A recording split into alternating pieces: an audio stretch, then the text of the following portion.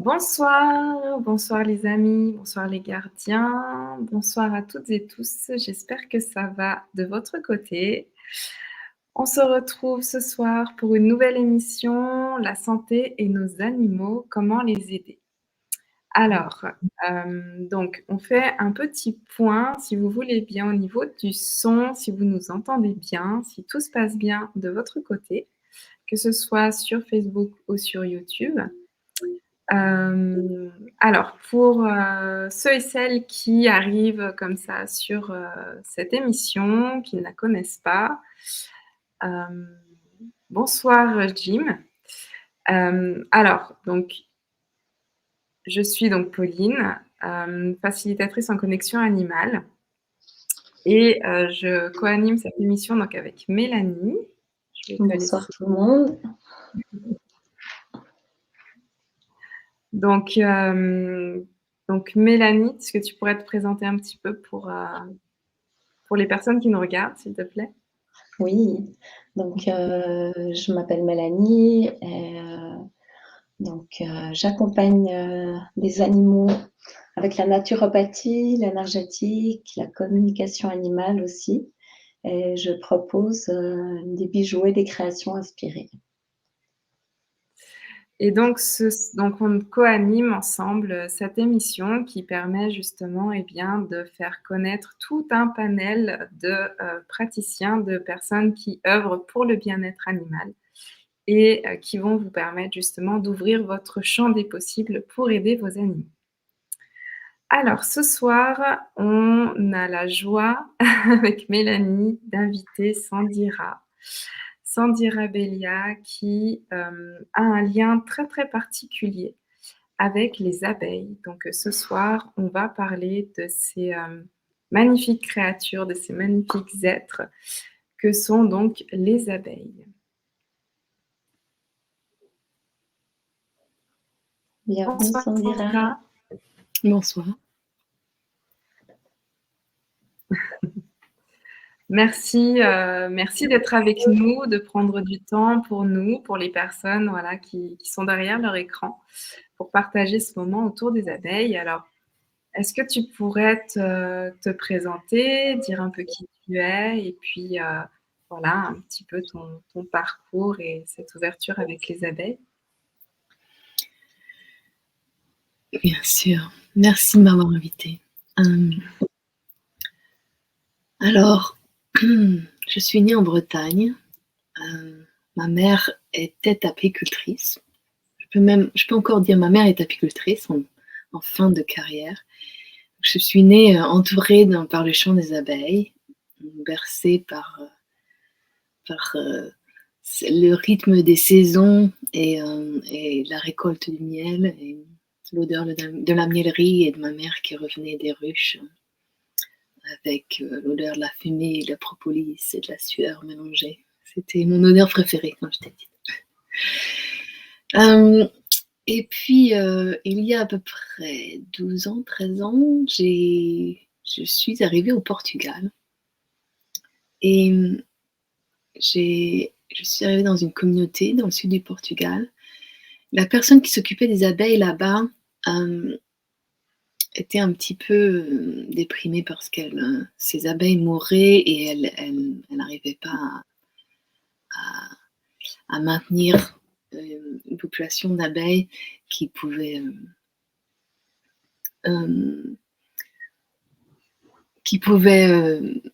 satisfaire les besoins de la communauté. Et moi, j'avais jamais pensé que je m'occuperais d'abeilles dans ma vie. C'était l'affaire de ma mère.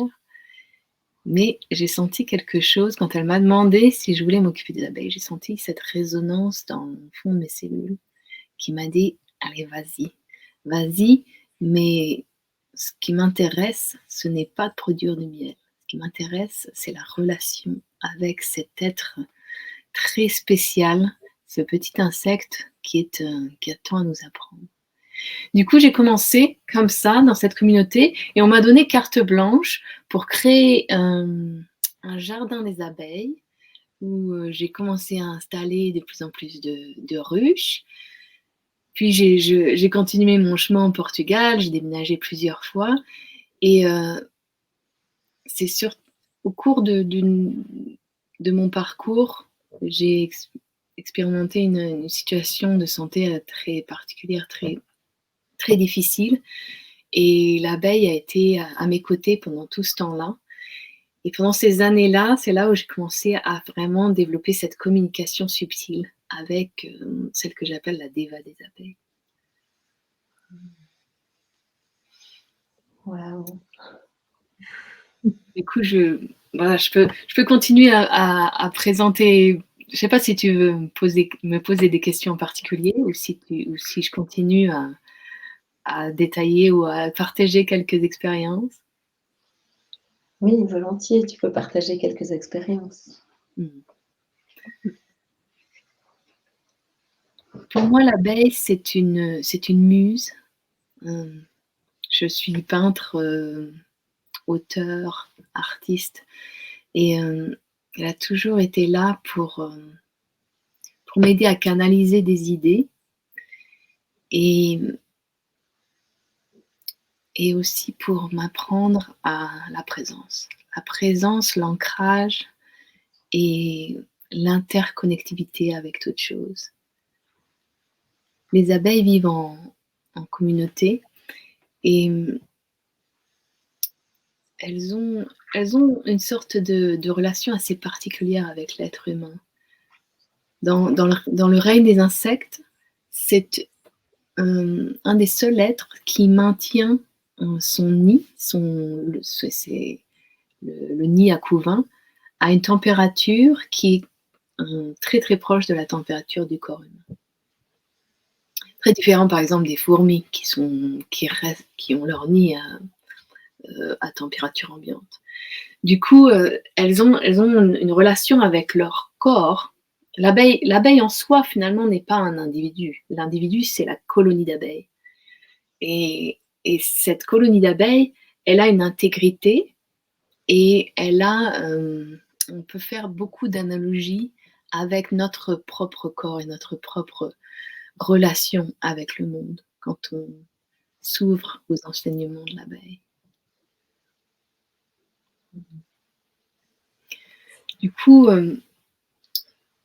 cette condition de santé qui m'a finalement, qui est venue dans ma vie, ce que j'appelle comme un passage initiatique ou un voyage initiatique, qui s'appelle la fibromyalgie,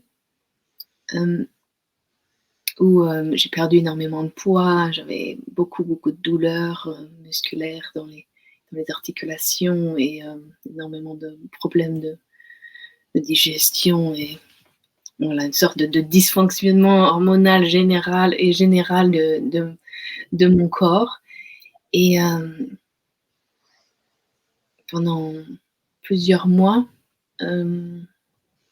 j'ai un peu, comme je dis, flirté avec la mort. C'est-à-dire que j'étais proche de cette frontière, de ce voile entre la vie et la mort.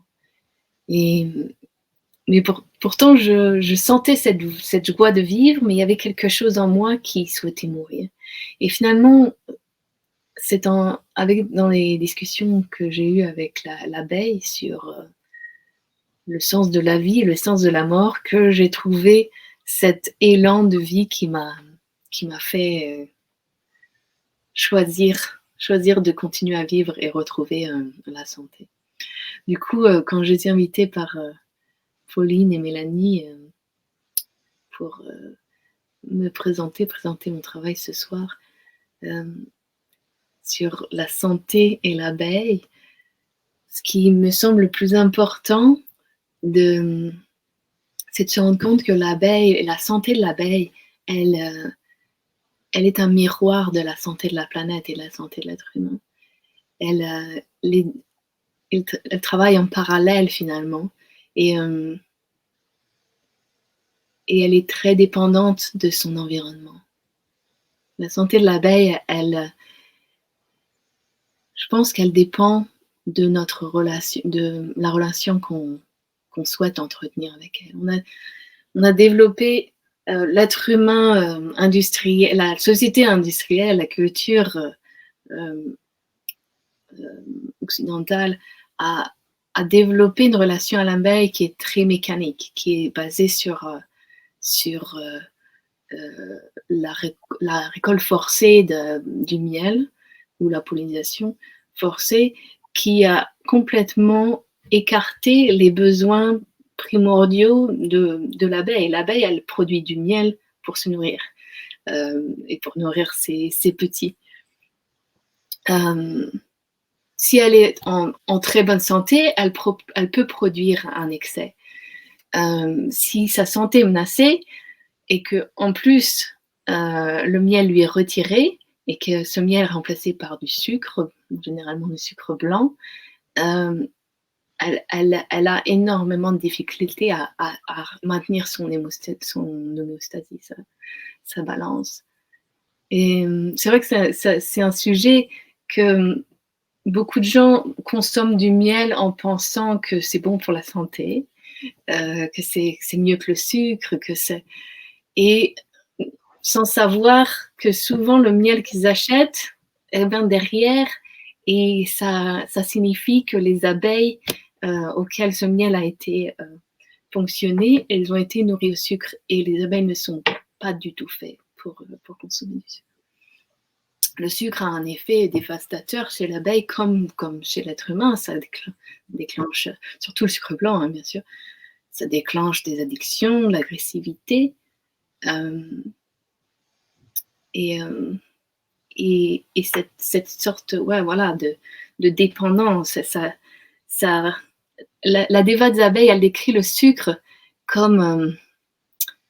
quand j'ai eu cette conversation à propos du sucre avec la déva des abeilles, c'était assez dur parce que quand je converse avec elle, des fois, elle m'envoie des images ou des sons. Et le son, la fréquence qu'elle m'envoyait était quasiment insupportable pour mon cerveau. C'était une sorte d'ultra-fréquence hyper désagréable. Et elle me dit, c'est ça l'énergie du sucre, tu vois. Du coup, voilà, je pense que c'est super important que si on décide de consommer du miel, d'être très, très attentif à la qualité et les pratiques de l'apiculteur qui va le récolter. Est-ce que tu pourrais, parce que nous, les dévas, l'énergie, tout ça, ça nous parle, mais peut-être que pour certaines personnes qui nous regardent, c'est un peu flou, ils pourraient peut-être se demander de qui tu parles en parlant de la déva des abeilles, justement. Est-ce que tu pourrais expliquer un petit peu qui elle est, en fait? Alors, la déva des abeilles, c'est une intelligence collective, une âme collective, on dit parfois. Donc, c'est un champ d'information. Maintenant, on parle beaucoup de champs d'information avec l'arrivée au grand public de la physique quantique. Donc, si on imagine la planète, c'est un ensemble de champs d'information qui sont tous entremêlés. Et la déva des abeilles est l'un d'entre eux. Chaque animal, chaque être, chaque plante a sa déva. Et il est possible d'entrer en communication avec ce champ d'information. Finalement, avec le pouvoir de notre intention, moi, je peux rentrer en communication avec la déva des abeilles sans forcément être à côté d'une ruche. Ça rend la communication plus facile parce que ça aide mon mental à s'aligner avec la fréquence. C'est un peu comme une fréquence radio. Ok, je veux parler avec la déva des abeilles. Je tourne le bouton dans ma tête et clic, je me connecte. Pendant plusieurs années, surtout pendant ces années où j'étais malade, je vivais dans un dôme géodésique et j'avais une baie vitrée et j'avais une ruche juste de l'autre côté de ma fenêtre. Et tous les matins, je m'asseyais à mon hôtel. Je me réveillais généralement très très tôt, vers 2-3 heures du matin. De nuit, je m'asseyais pendant 2 heures à mon hôtel et j'étais dans le champ, dans l'aura de ma ruche, de cette ruche qui a été vraiment ma compagne pendant plusieurs années. Et, et je sentais nos deux bulles qui étaient overlap, qui se chevauchaient, tu vois. Et, et puis un moment où cette séparation entre deux êtres se dissout, s'ouvre. Et là, beaucoup plus d'informations pouvaient venir dans ces heures, surtout ces heures matinales où vraiment on a le calme de la nuit. Mais encore une fois, c'est à travers cette ruche, je me connectais à la Deva des abeilles qui est en fait l'ensemble de toutes les ruches, de tous les abeilles qui ont déjà existé et qui vont exister. C'est beaucoup plus large que l'esprit d'une ruche. La Deva des abeilles, c'est un champ vraiment collectif.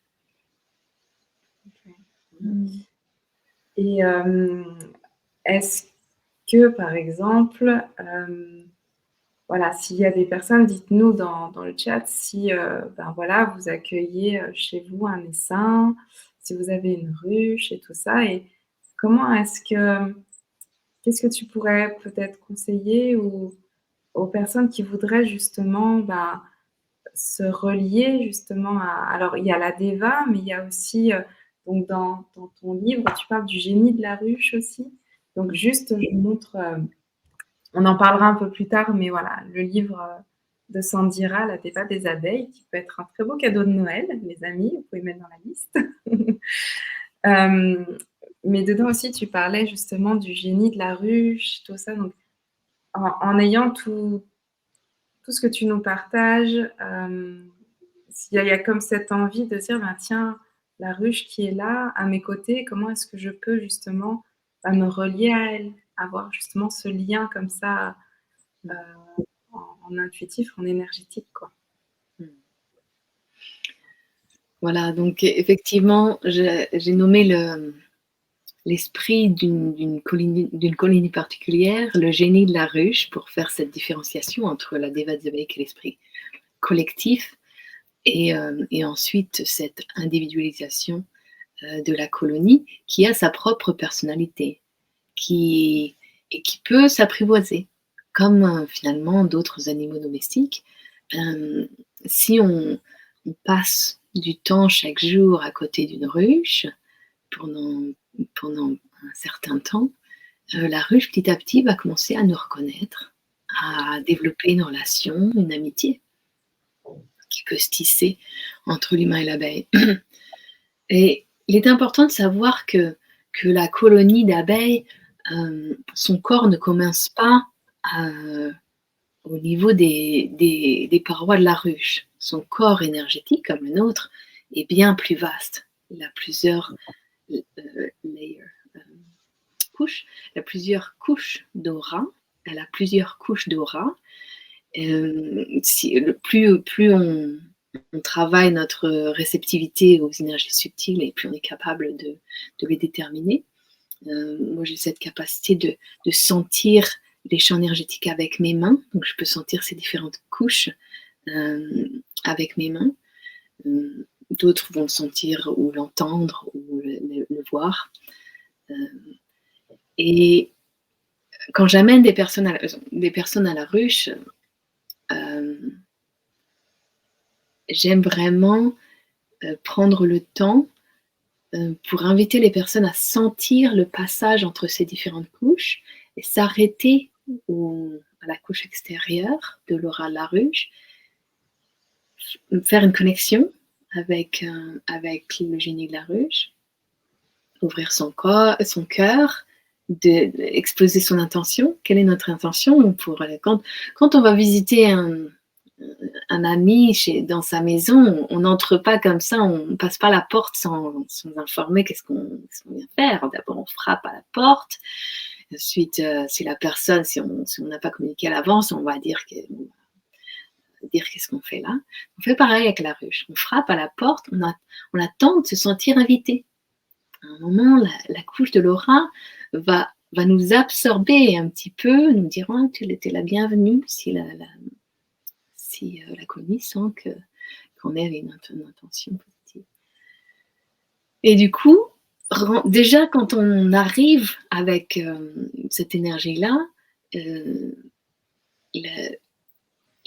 la, la relation est bien plus fluide et ça va inviter l'abeille à construire cette relation de confiance, enfin, la colonie à construire cette relation de confiance. Et je sais que avec certaines colonies, il y avait certaines abeilles qui venaient se poser sur moi, sur ma peau, et je sentais que c'était vraiment comme une caresse, comme un geste amical. Ou bien j'invitais quelqu'un, par exemple, un jour j'invite un ami qui était un gars passionnant, un forgeron. Tu vois. Il avait une relation avec son travail, avec la déva du métal, justement, parce qu'il forgeait des couteaux. Et il commence à me parler de son travail, tu vois. On était à côté de la ruche. Et là, des abeilles viennent se poser sur lui. Mais vraiment, de cette manière-là, qui était toute gentille, vraiment à l'écoute, comme s'il émettait une énergie particulière et les abeilles étaient attirées par son énergie. Après c'est important aussi de savoir qu'il y a certaines colonies qui n'ont pas cet aspect social, qui n'ont pas vraiment envie d'être en contact avec les humains. Certaines colonies, elles ont envie d'être dans la forêt tranquille et qu'on les laisse faire leur travail et que voilà, c'est comme les animaux, comme tous les animaux de compagnie, finalement, certains vont avoir beaucoup plus cette impulsion de venir au contact de l'humain et certains autres préfèrent faire leur vie tranquille. Quand tu parles justement de ce contact avec l'humain, et puis quand c'est l'humain qui vient sans forcément demander l'accord, sans forcément avertir qu'il vient, ni qu'il ouvre la ruche, tu parles dans ton livre de l'impact que ça peut avoir sur l'abeille et le couvain et du temps qu'elle a besoin pour se rééquilibrer ensuite. Est-ce que tu peux un petit peu nous en parler, s'il te plaît? Et oui, en fait, le corps de la ruche, les abeilles elles fabriquent une substance qui s'appelle la propolis. La propolis, elle est créée à partir de résine que l'abeille récolte sur les arbres, mélangée avec de la cire. Et ça crée cette substance un peu collante qui va leur permettre de colmater les fissures de la ruche et aussi de coat. Qu'est-ce que c'est ce mot en français? Je suis désolée, je parle au quotidien, je parle anglais, donc les mots en français elle va recouvrir une très fine pellicule toutes les parois de la ruche. Ça, cette pellicule de propolis, c'est un peu comme notre peau. Donc quand on ouvre la ruche, on va inciser sa peau finalement. Et du coup, on va ouvrir la porte à la pénétration de peut-être de germes, de différentes choses, et aussi d'énergie, des énergies telluriques, des énergies cosmiques, qui ne sont pas forcément faciles à gérer pour la colonie, okay, qui sont filtrées par cette barrière de propolis. Du coup, ça c'est une chose. Ensuite, la température, l'atmosphère finalement à l'intérieur de la ruche, elle est très finement ajustée. Comme je disais au début, le couvain il a besoin d'une température relativement constante pour évoluer. Et puis aussi comprendre quand on se met à la place d'un bébé abeille, par exemple, le bébé abeille, la bébé abeille, après avoir passé 21 jours dans sa cellule, d'abord elle passe plusieurs semaines dans le centre, au cœur de la ruche, finalement l'utérus de la ruche, et c'est qu'après plusieurs semaines qu'elle va arriver à l'entrée et voir la lumière du jour. Donc imagine, quand on ouvre la ruche, on dérange finalement ce cycle complètement. On va laisser entrer de la lumière alors que de manière naturelle, elles vivent dans l'obscurité. Même la reine, finalement, elle voit très très rarement la lumière du jour. Voilà. Du coup, c'est vrai que l'impact de l'ouverture des ruches est rarement comprise. Mais si on prend le temps de se mettre à la place de l'abeille à l'intérieur de sa ruche, ça fait sens tout de suite. On se rend compte aussi la forme de la ruche. La forme d'une ruche, naturellement, les colonies d'abeilles vivaient dans des arbres creux ou des formes plutôt rondes qui sont beaucoup plus faciles à chauffer. Juste la thermodynamique d'un espace sphérique est complètement différent que la thermodynamique d'un espace cubique.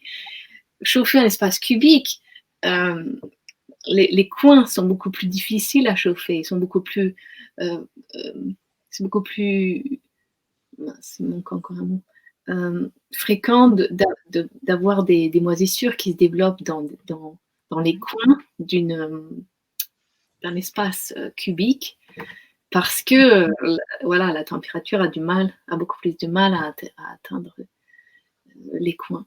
Ainsi que l'épaisseur des parois. C'est aussi un autre... L'épaisseur des parois des ruches qui sont utilisées en apiculture conventionnelle sont très très fines. Et du coup, l'énergie qui est dépensée pour garder la colonie au chaud l'hiver ou pour rafraîchir la colonie en été est énorme. Alors qu'une colonie qui vit à l'intérieur d'un arbre creux qui est bien isolé et qui n'a pas trop d'ouverture, va avoir une épaisseur de parois beaucoup plus large et du coup dépenser beaucoup moins d'énergie pour réguler sa température. Et de même, elle va être connectée à la dévafement de l'arbre, même si l'arbre est mort ou vivant, elle va être connectée aussi à la capacité de l'arbre à filtrer les énergies. Donc, l'environnement naturel de la ruche, de la colonie, va l'aider à maintenir une immunité forte.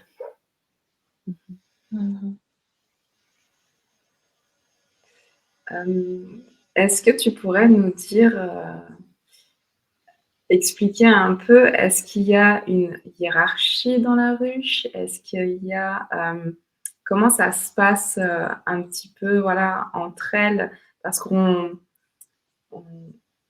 dit souvent que donc il y a la reine, les ouvrières, celles qui s'occupent du couvain. C'est comme si chacune avait sa place et que ça bougeait jamais. En fait, tu vois, c'est un truc très très carré comme l'humain aime être dans des cases.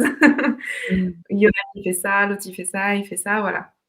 Avoir un peu tu nous expliques un peu ta vision avec ton expérience sur justement comment est-ce que ça se traduit dans cette communauté en fait,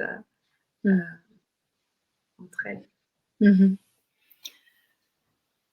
Je peux parler j'aime les appeler les demoiselles.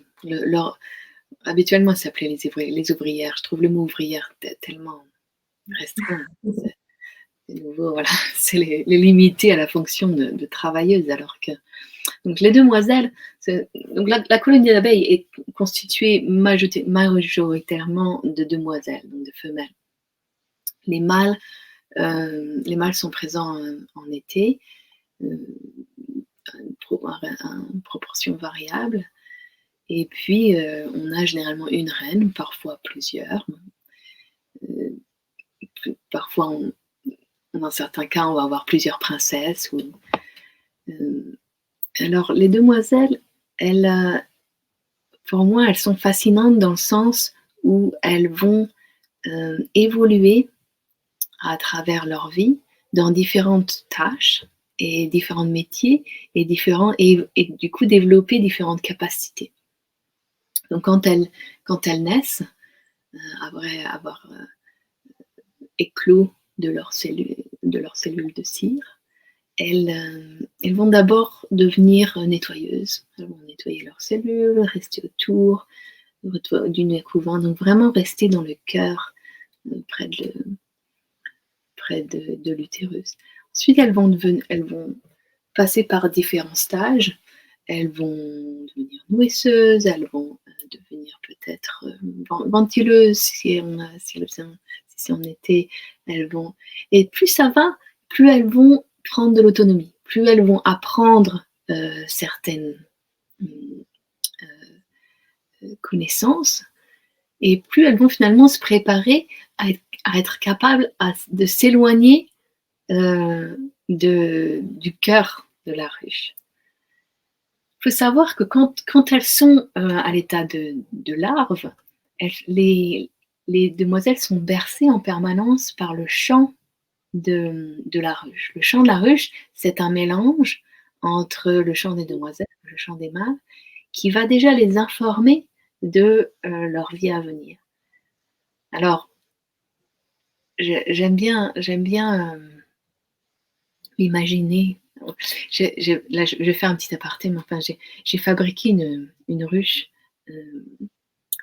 ce qu'on appelle un lit d'abeilles. Je ne sais pas comment traduire en français, un bibet, où j'avais créé une ruche avec 2 trous à l'arrière où on pouvait mettre un stéthoscope, un matelas en dessous, et on pouvait prendre un bain d'abeilles comme ça, s'allonger sous la ruche, avoir le stéthoscope à nos oreilles et se laisser remplir par le chœur de cette cathédrale. C'est assez incroyable.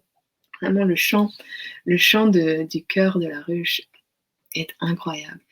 Et il y a une qualité dans ce mélange de différentes fréquences.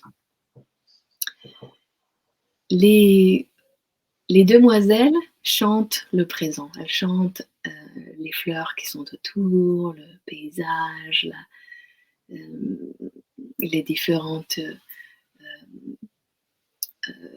créatures qui entourent la ruche, les arbres autour. Les mâles chantent également. Les mâles vont chanter plutôt le futur, le passé. Les mâles sont la connexion avec quelque chose de beaucoup plus vaste. Les mâles sont l'organe sensoriel de la ruche et aussi les ambassadeurs. Les mâles ont beaucoup moins de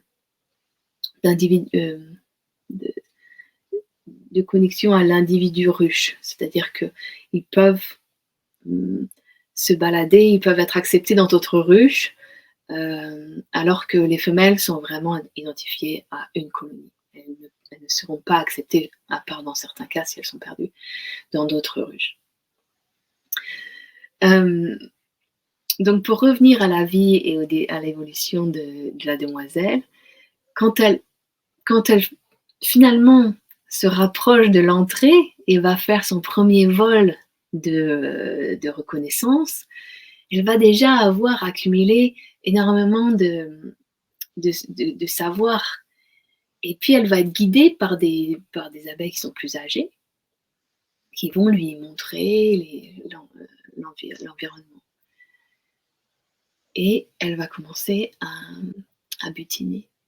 À butiner, de nouveau, on a souvent une image assez restreinte de la tâche de pollinisation des insectes pollinisateurs. Elle va butiner bien sûr le nectar et le pollen. Elle va ramener ces 2 choses, ou également la résine si elle veut fabriquer la propolis, le nectar pour fabriquer du miel et le pollen pour nourrir les larves. Et ce qui est aussi important de comprendre, c'est que en butinant, elle va aider les fleurs à faire l'amour finalement. Elle va aider les fleurs à se reproduire parce qu'elle va transporter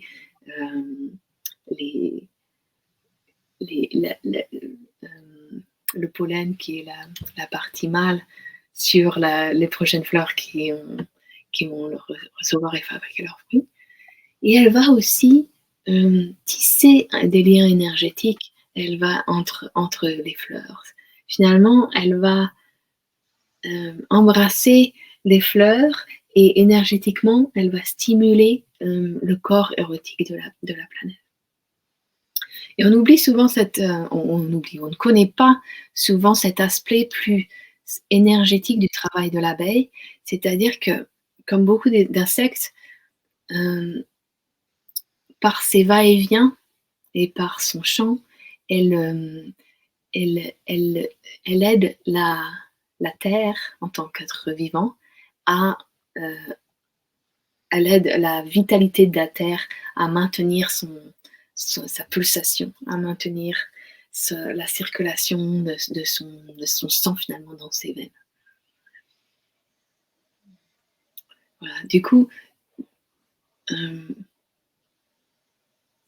l'apogée du trajet de la demoiselle finalement dans sa vie, ça va être de découvrir de nouveaux endroits.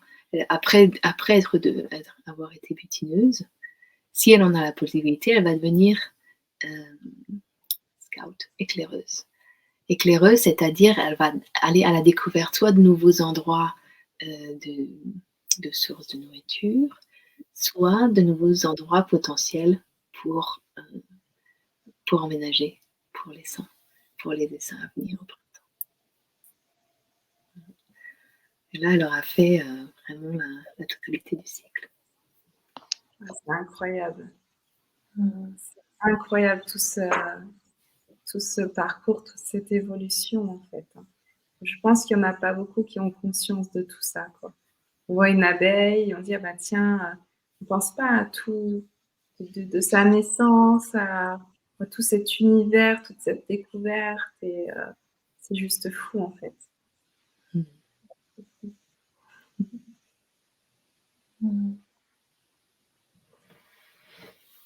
Est-ce que tu pourrais nous parler un peu justement des apitoiles que tu as mis en place et tout ça, tout ce réseau justement énergétique?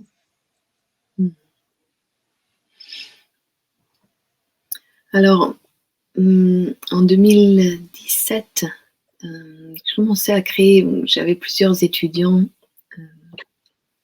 au Portugal qui étaient intéressés à cette nouvelle approche holistique de l'abeille. Et avec plusieurs personnes, nous avons créé un réseau international qui s'appelle le Bee Wisdom Network. Et plusieurs de ces personnes habitaient à différents endroits.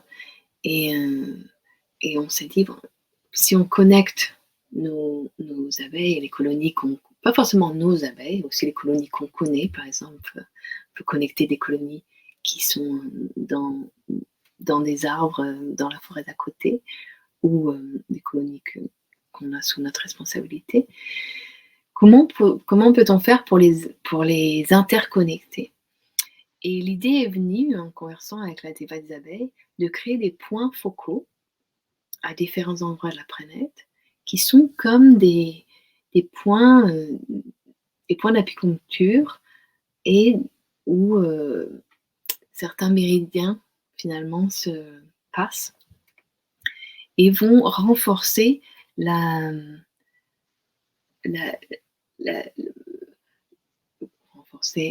force de l'abeille, ou vont aider l'abeille à renforcer son immunité, sa force, et sa connaissance, et sa capacité à faire face aussi aux différents défis et maladies qu'elle rencontre actuellement. Et du coup, de plus en plus de personnes créent leurs points focaux localement. Tu peux choisir une pierre, un arbre, ou alors même créer un hôtel, ou un petit hôtel à l'extérieur, pas très loin des ruches. Ensuite, avec une petite cérémonie, connecter ces ruches à ce point focal, et ensuite connecter ce point focal à tous les autres points focaux qui ont déjà été créés sur la planète. Et voilà, de plus en plus de personnes résonnent avec cette idée. Et maintenant, je sais pas, je pense qu'on a peut-être une dizaine, quinzaine de points focaux. Il y en a plusieurs qui sont en train de se former ce mois-ci. On a beaucoup. Bon, d'abord, ça a commencé au Portugal, en France, mais maintenant, en Espagne, en Italie, aux États-Unis, en Angleterre, en Allemagne, il y en a un qui va se créer. Voilà. Et du coup, imaginez la planète et tous ces points qui sont interreliés avec des gens qui ont vraiment cette relation à l'abeille et cette volonté de soutenir, et aussi cette compréhension de la magie de la communauté, la magie du réseau et la possibilité de s'entraider quand certaines personnes, il y a une personne par exemple qui a perdu ses ruches, qui était elle a perdu ses ruches récemment, et je lui ai vraiment suggéré de se connecter à son point focal et d'appeler l'énergie pour, pour comprendre aussi, parce qu'elle ne comprenait pas ce qui s'était passé, pour comprendre, pour communiquer, et elle est rentrée comme ça en communication avec ses ruches, avec ses colonies, peut-être pour en accueillir une nouvelle, ou alors on n'est pas forcément obligé d'avoir des ruches pour participer.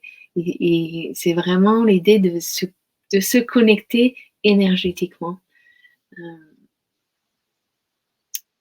à ce réseau planétaire. Donc, comme tu dis, on n'est pas obligé donc d'avoir des ruches pour pouvoir créer un point focal, pour justement connecter ce point malgré tout, faire comme un lien en plus peut-être. Comment est-ce que ce serait traduit? Voilà, l'idée c'est de renforcer par le pouvoir de l'intention, de renforcer cette idée d'une guérison de la relation entre l'homme et l'abeille, entre l'humain et l'abeille, qui a été endommagée. Et pourtant, il y a quelque chose qui attire l'homme et l'abeille, qui attire l'humain envers l'abeille. C'est vrai que l'abeille est quand même très présente dans les médias. Hein. L'abeille elle questionne, elle la rend curieuse, elle est un peu comme une emblème, comme de beaucoup de choses. Et il y a aussi une curiosité de l'abeille envers l'être humain. Je pense que l'être abeille, dans mon livre, je partage une canalisation, une connexion de la Déva des abeilles où elle fait un hommage à l'être humain. Vraiment, je vois pas l'abeille comme ayant aucun sentiment de colère, de ressentiment ou de des fois on voit des conceptions un peu anthropomorphisées où on a l'abeille qui est en colère, tu sais, qui dit mauvais humain, tu sais. Ça c'est un humain qui a construit cette idée, c'est pas une abeille. L'abeille, elle est amour universel. Elle peut. J'ai vu des abeilles en colère. Hein. J'ai vu des colonies en colère. Et c'est pas une colère contre l'être humain en général. C'est une colère qui est directe. Par exemple, voilà, une fois, je me rappelle, j'ai vu un gars qui traitait ses abeilles avec un produit bio. Hein, il en avait mis vraiment beaucoup, une sorte le thymol. C'est une molécule qui est donc contre le varroa, contre cet acarien. Et les abeilles étaient mais en colère le jour d'après, parce que bien sûr, ce produit, c'est un anti... je me rappelle plus. C'est un irritant. Il va irriter le varroa, mais il va aussi irriter l'abeille. Le jour d'après, mais on n'était même pas à 50 mètres du rucher que les abeilles sont venues nous attaquer. C'est pas un comportement normal du tout pour l'abeille. L'abeille n'attaque pas normalement, l'abeille se défend, mais elle n'attaque pas. Là, elle s'était mise à attaquer parce qu'elle s'était vraiment sentie complètement envahie. Pourtant par un gars qui voulait vraiment bien faire, et il était vraiment triste. J'ai digressé. J'en étais où, pardon?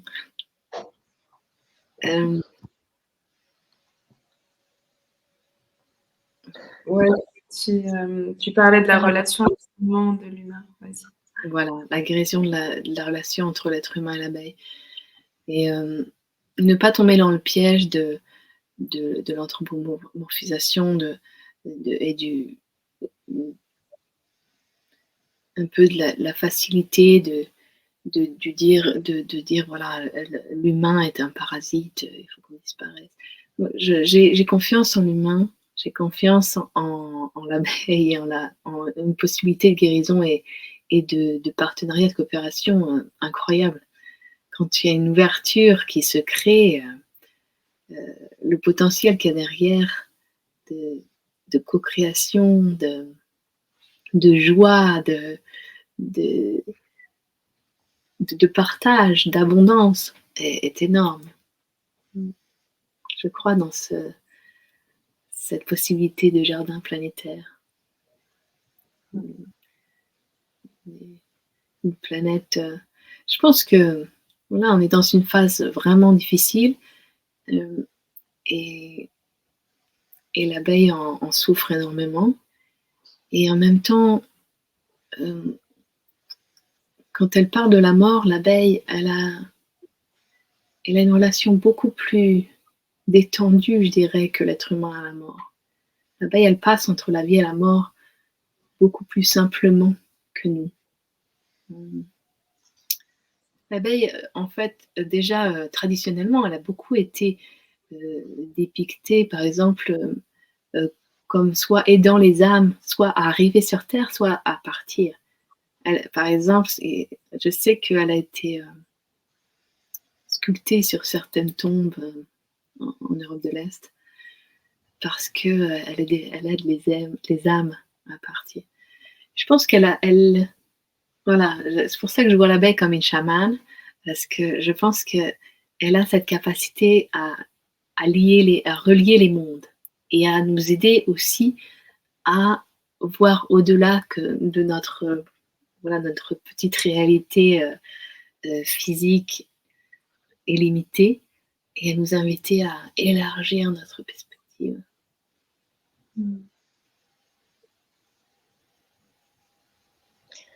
Dans ton livre, tu parles aussi que quand les abeilles elles sont libres de construire leurs rayons, elles les orientent, c'est elles qui décident de leur forme aussi, et puis qu'elles font ça vraiment en symbiose avec leur environnement. Et c'est aussi en lien avec tout ce qui est subtil. Est-ce que tu peux nous en parler un petit peu? Et oui, la cire d'abeille, c'est une substance assez extraordinaire.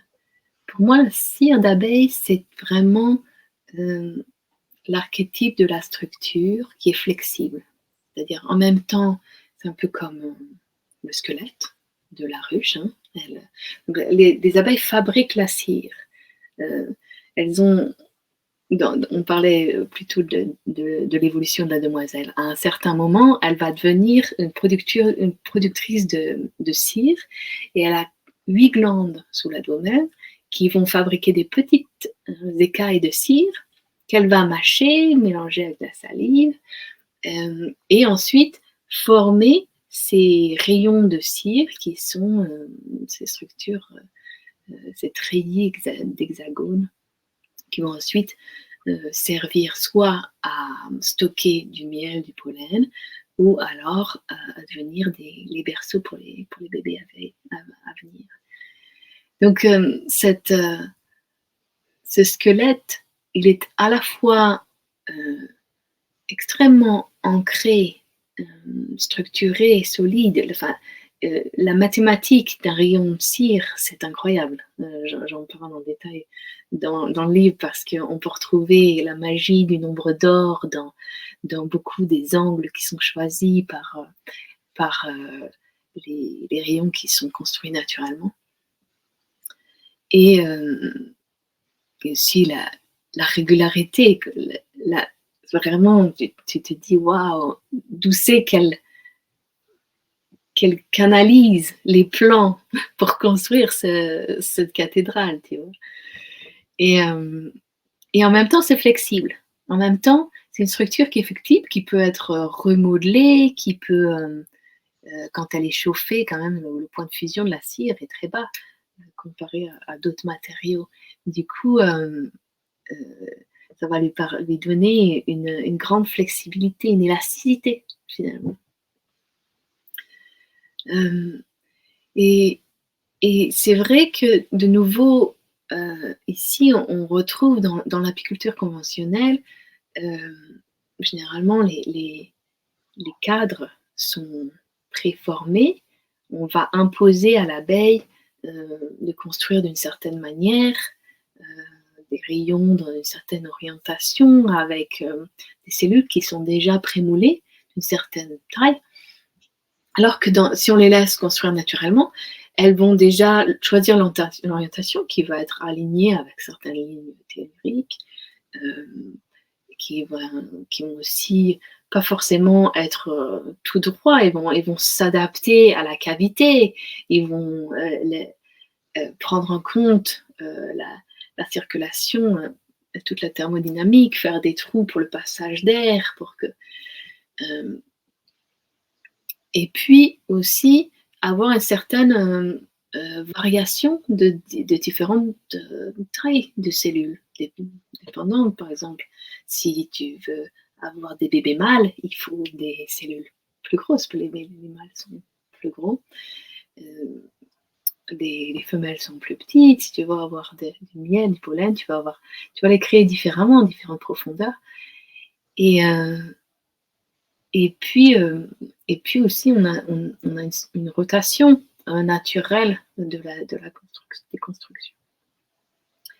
On a aussi une fabrication qui évolue à travers le temps. J'ai fait un dessin dans mon livre, on peut voir la création d'un bébé rayon, finalement, avec les proportions du nombre d'or.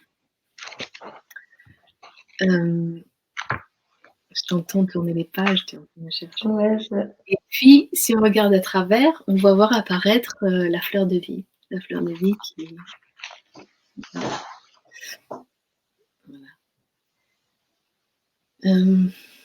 Donc, de nouveau, voilà, si on impose, quand on veut faire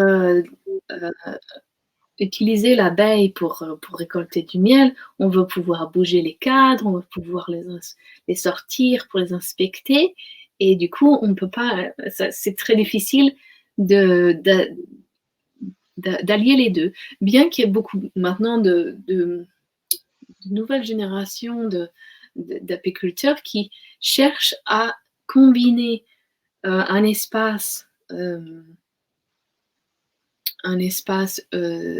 nid à couvain où l'abeille est laissée libre de construire comme elle veut, et ceci dit, avoir la capacité d'avoir, par exemple, soit sur les côtés ou au-dessus, en dessous, il y a différents formats, d'avoir la possibilité de récolter une partie pour recevoir, et non pas prendre, mais recevoir du miel avec beaucoup plus de respect pour la colonie.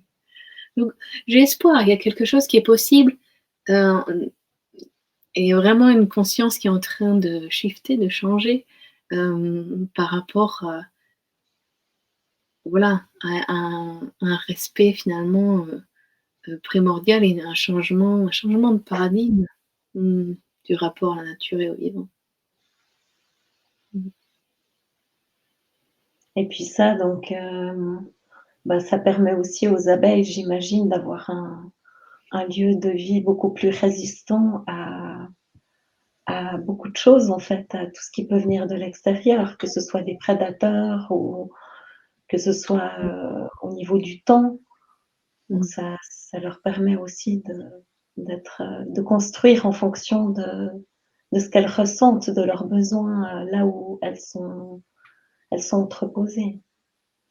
Voilà, oui.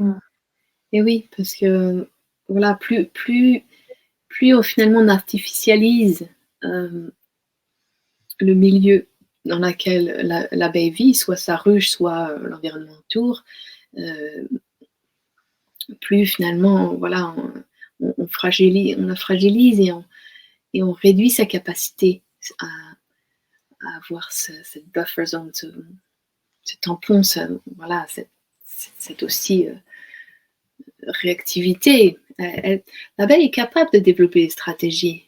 Si on lui laisse le temps, l'espace de le faire, elle va trouver les solutions pour faire face aux varrois, aux frelons, à différentes choses, au changement de climat. Le problème, c'est que si on la laisse, on la maintient dans une situation de stress en permanence, où on la pompe du miel, on lui met un espace vide sur la ruche. Du coup, voilà, son seul focal, ça va être remplir cet espace vide. Elle aime pas vivre avec une chambre dans sa maison qui reste vide. Du coup, au lieu de faire d'autres choses, elle va être canalisée finalement et réduite à cette fonction-là, et petit à petit l'espèce se fragilise.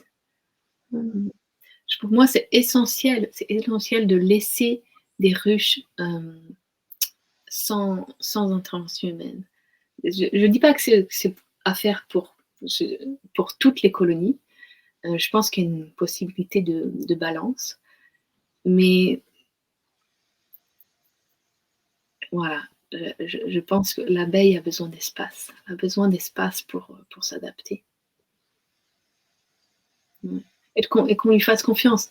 Et qu'on la soutienne par changer notre relation avec elle et changer cet environnement. Et pour ça, je pense que ça c'est en cours. Il y a tellement de gens, même si qui s'en rendent compte, il y a énormément de sensibilisation à propos de l'utilisation des produits phytosanitaires, même si ça va et ça vient dans tous les sens, et des fois c'est vraiment très très aberrant de voir les décisions qui sont prises au détriment du bien commun. Mais voilà, je maintiens la confiance qu'on va dans une direction de prise de conscience générale, parce que voilà, l'être humain ne va pas pouvoir. On est aussi en train de se fragiliser avec ce système. Il y a tellement de gens qui élèvent cette voix,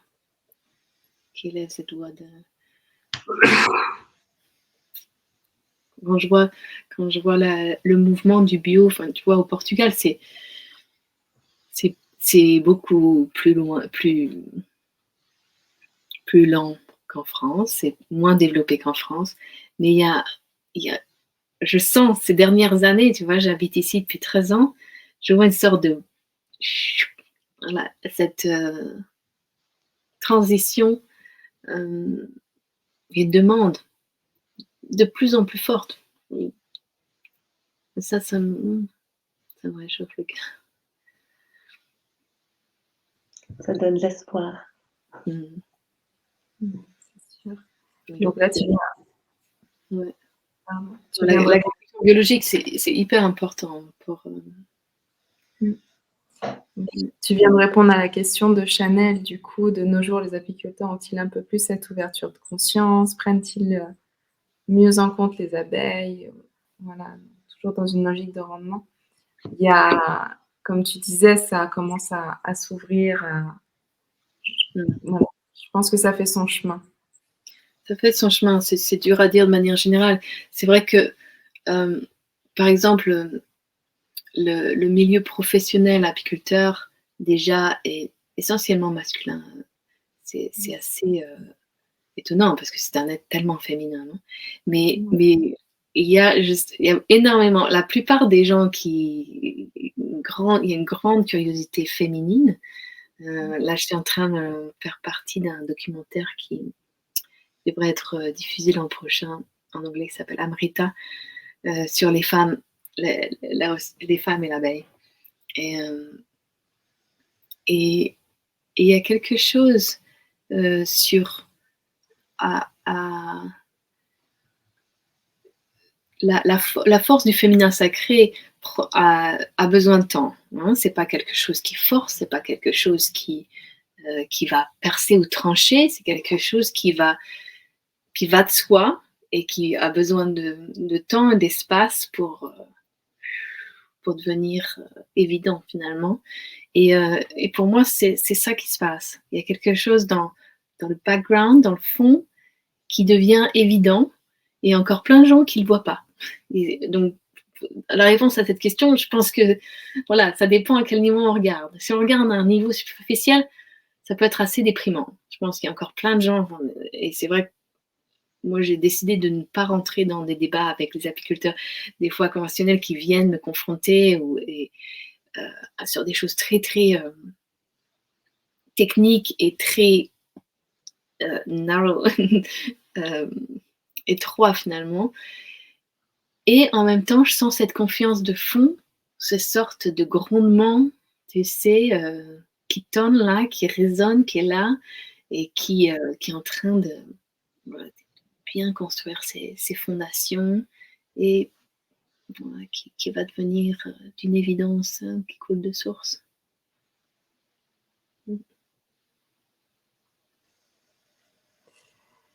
Alors, n'hésitez pas dans le chat à poser vos questions. Je vais regarder un peu le fil.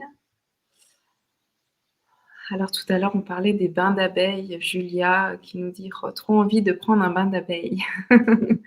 Tu leur as fait envie de vivre l'expérience.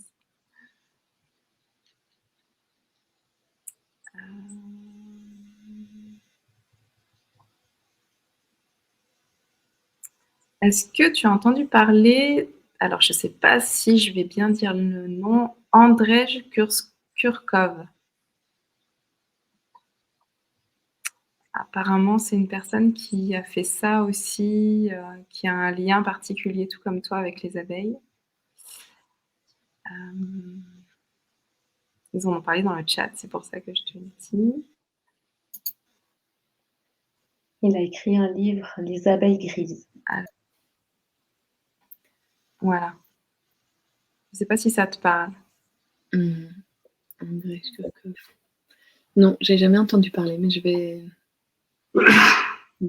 suis toujours ouverte. Nathalie qui nous dit oui, c'est vrai, les abeilles font malheureusement partie de ces animaux mal aimés, comme l'araignée par exemple. Souvent, les gens ont peur de se faire piquer, ou il y a des frayeurs comme ça. Alors, Jim, quelles sont les relations entre les abeilles et les plantes, les fleurs et les arbres?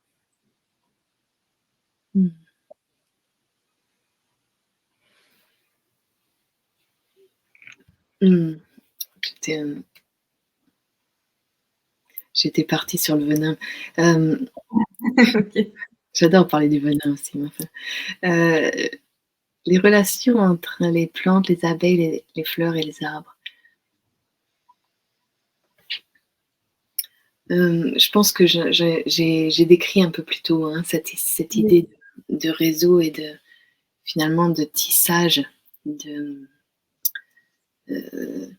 d'énergie. L'abeille est un peu comme une tisseuse des fois je l'imagine avec un fil d'or comme ça, et puis elle se balade de fleur en fleur, ou des fois elle va aussi récolter de la sève sur les arbres ou de la résine, et elle tisse comme ça cette relation. Elle est essentielle. Des fois, il y a un petit peu une sorte de sur-exagération sur l'abeille mellifère. On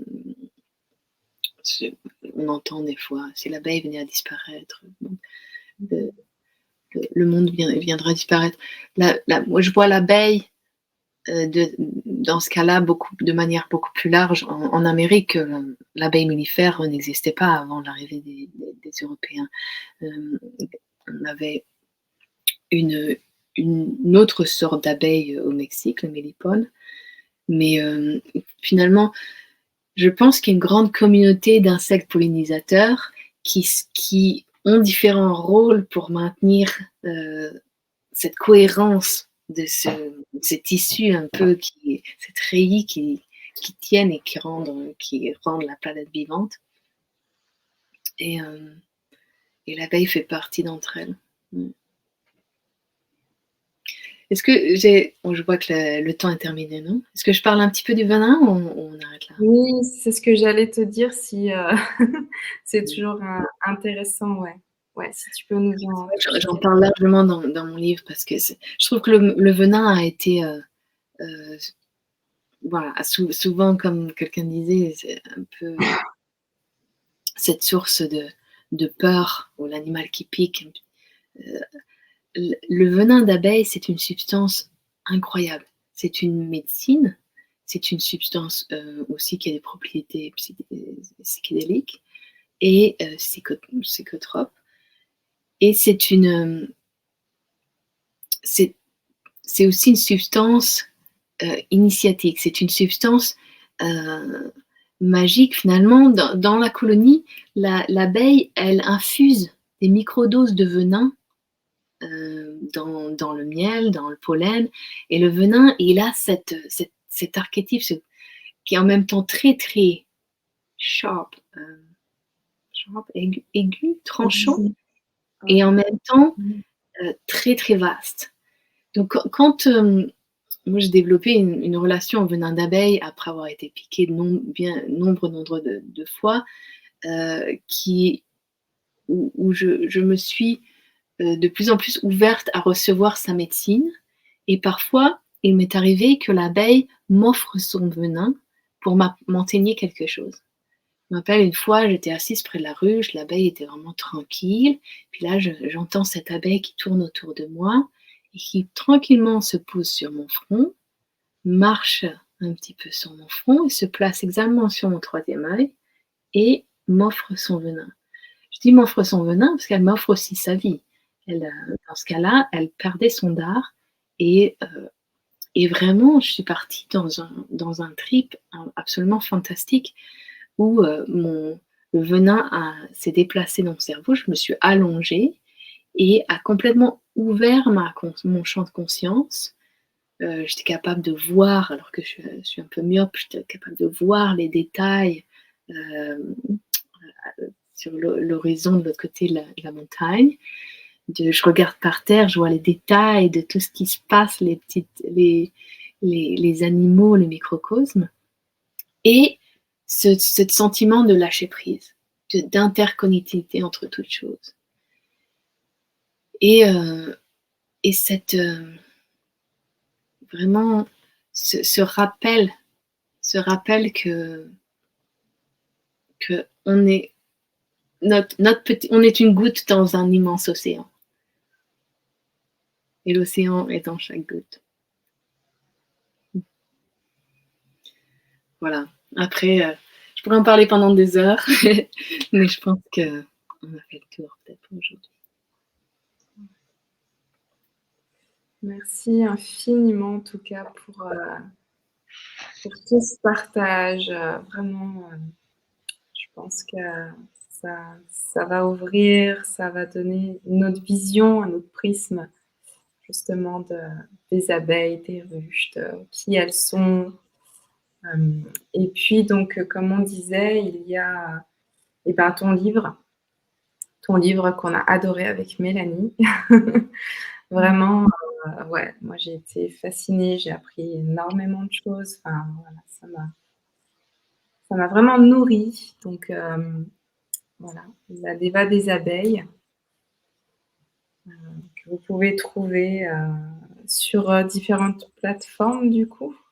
Voilà. Je crois qu'on a mis les liens du livre aussi dans la description. Oui, il est aux éditions Souffle d'Or et puis on le trouve un peu partout à la FNAC. Oui, vraiment, c'est un livre qui m'a énormément touchée. Il y a beaucoup de poésie, beaucoup de subtil, une grande connexion avec la déva des abeilles, avec le vivant, avec la vie. avec le cœur, en fait, une connexion du cœur au vivant. Et j'ai vraiment, c'est un cadeau, pardon, un voyage, et un merveilleux moment. Donc, je vous le conseille vivement.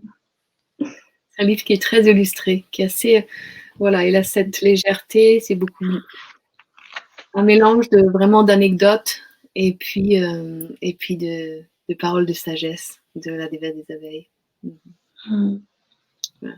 C'est pas du tout un livre conventionnel sur l'apiculture. Et merveilleusement illustré par tes peintures qu'on sent vraiment vibrantes de l'expérience que tu vis avec elles.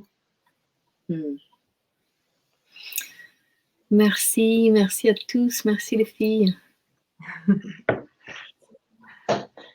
Merci du fond du cœur pour ce moment ensemble.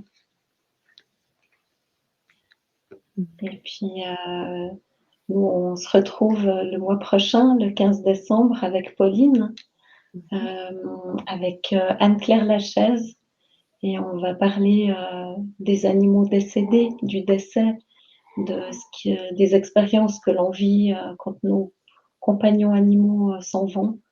Et ça va être un partage à travers les expériences de chacune. Donc, au plaisir de vous retrouver le mois prochain. Et encore merci pour ce très bel échange de ce soir. Je vois la question, est-ce qu'il y aura un replay? Oui. Oui, vous pourrez trouver le replay soit dans le groupe Facebook, soit sur la chaîne YouTube que vous pourrez partager en masse pour, voilà, pour faire connaître cette voix des abeilles. Belle soirée à toutes et tous. Belle soirée. Ciao. Au revoir.